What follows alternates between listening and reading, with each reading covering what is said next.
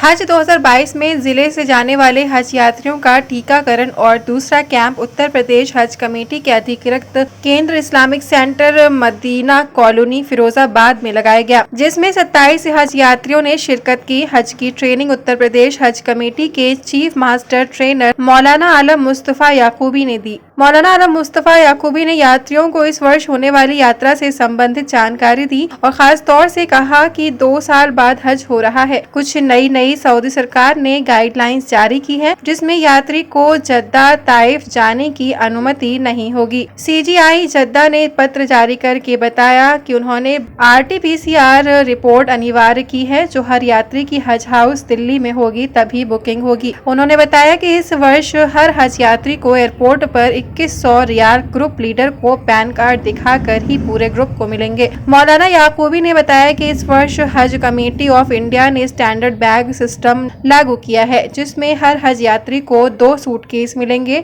जिसके पैसे हज यात्री के अमाउंट में जोड़ लिए हैं। इस वर्ष Islamic centre Madina colony Firozabad में हर हज यात्रियों को गत वर्षों की तरह इहराम दिया गया। कोविड वैक्सीन की दोनों डोज लेना जरूरी है और उनके सर्टिफिकेट को पासपोर्ट से लिंक करना भी जरूरी है, तभी सऊदी सरकार वीजा देगी। उन्होंने हज यात्रियों को बताया कि सऊदी सरकार की गाइडलाइंस का जिक्र करते हुए कहा कि इस साल सभी हज यात्रियों को स्मार्टफोन ले जाना जरूरी है, क्योंकि सऊदी में उतरते ही आपके मोबाइल में सीजीआई जद्दा का ऐप डाउनलोड करना जरूरी होगा। इस वर्ष हर वर्ष की तरह सिम कार्ड हर हज यात्री को हज हाउस दिल्ली में मिलेगा, जिसमें हर हज यात्री के थंब इम्प्रेशन लेकर। सर्वप्रथम चूँकि जनपद का ये बहुत महत्वपूर्ण हाजी इस्लामिक सेंटर है और इसके संचालक श्री याकूबी जी हैं, तो उनके द्वारा इससे पहले भी एक ट्रेनिंग यहाँ विस्तृत ट्रेनिंग आयोजित हुई थी और ट्रेनिंग में हज यात्रा 2022 के लिए विस्तार से प्रत्येक हाजी को जानकारी दी गई थी।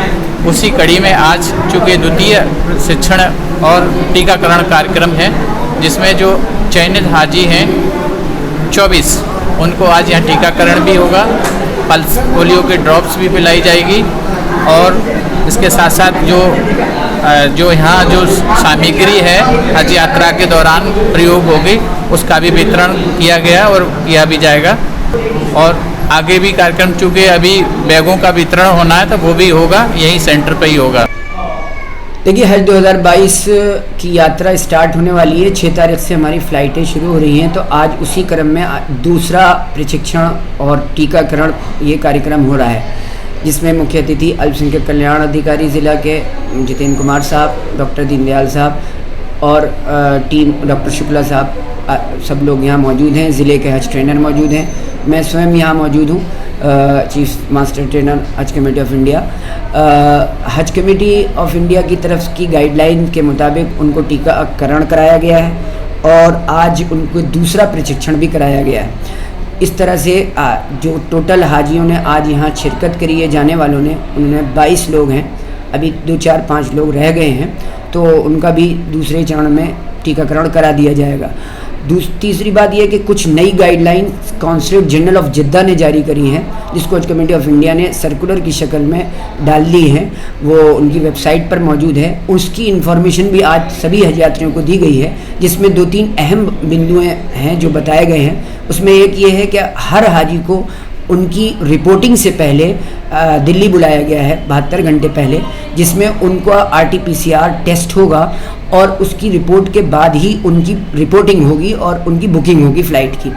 दूसरी बात ये बताएगी कि उनको जो सिम कार्ड दिया जाएगा वो सिम कार्ड उनको वो बायोमेट्रिक से ही अपडेट होगा, यानी उनके थंब इम्प्रेशन से ही वो अपडेट होगा और वो एक्टिवेट होगा, तभी वो सिम कार्ड एक्टिव हो पाएगा। तीसरी बात उनको ये बताई गई है कि इस बार पहली बार ऐसा हो रहा है कि सऊदीया में हज यात्री हज के दौरान जद्दा भी चले जाते थे। अब जो कोई मक्का पहुंचने के बाद जद्दा जाना चाहेगा तो सऊदी गवर्नमेंट ने उस पर रोक लगा दी है। वो अब हज के दौरान हज से पहले जद्दा नहीं जा सकता है। अगर वो चला गया तो उसको वापसी नहीं होने दी जाएगी, जिसकी वजह से उनका हज बाधित हो जाएगा। इसलिए सभी हज यात्रियों को इसका ख्याल रखना है। चौथी बात उनको ये बताई गई कि जो महिलाएं प्रेग्नेंट हैं और उनका तीसरा मंथ चल रहा है उनको भी नॉट अलाउड कर दिया गया है कि वो भी सफ़र नहीं कर सकती, जबकि ये ऐसे पहले नहीं होता था। लेकिन इस बार कोविड की वजह से, उसकी गाइडलाइन की वजह से बहुत सारे प्रिकॉशंस लिए गए हैं। हज यात्रियों के लिए ये भी बताना है क्योंकि उनको इस साल जो बिल्डिंगें मिल रही हैं उसमें उनको खाना पकाने की सहूलत नहीं होगी, वो खाना उनको होटल से खाना होगा। तो इसलिए कोई ऐसा सामान लेकर ना जाएं जो लिक्विड हो, जिससे उनके सफ़र में दिक्कत पैदा। हमें इन बातों का ख्याल रखना है कि जब उनको रियाल दिए जाएंगे एयरपोर्ट पर तो उनको अपना पैन कार्ड, जो ग्रुप का एक लीडर होगा, जो हेड होगा, उसका पैन कार्ड ज़रूरी है। उसके पैन कार्ड से ही सबको रियाल दिए जाएंगे, जो 2100 रियाल हर हाजी को मिलेंगे।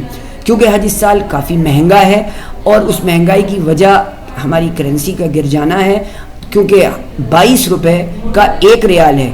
ये एक बहुत बड़ा सबब है जिसकी वजह से हज महंगा हो गया है। और टिकट में भी हमारी इंडियन गवर्नमेंट की तरफ से सब्सिडी ख़त्म हो चुकी है, इसलिए हज यात्रा महंगी हुई है।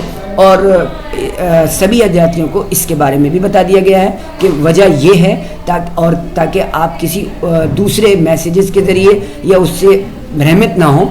ये सभी हज यात्रियों को बताया गया है और उनकी आसानी के लिए हर कदम पर उनको प्रिकॉशंस किया गया है। साथ में उनको सूटकेस भी दे जाएंगे, जो 3 तारीख को हमारे यहीं जो अधिकृत सेंटर है, इस्लामिक सेंटर, वहीं से हज यात्रियों को वो बैगेज मिलेंगे जो स्टैंडर्ड बैगेज हैं, VIP कंपनी ने प्रोवाइड कर रही है, हज कमेटी ऑफ इंडिया की तरफ से, जिसके पैसे हज यात्रियों ने दिए हैं। वो ही बैगेज को लेकर सफ़र करना होगा। ये भी इस साल लागू किया गया है। ये तमाम इन्फॉर्मेशन है आपके माध्यम से तभी हज यात्रियों तक पहुंच जाएं।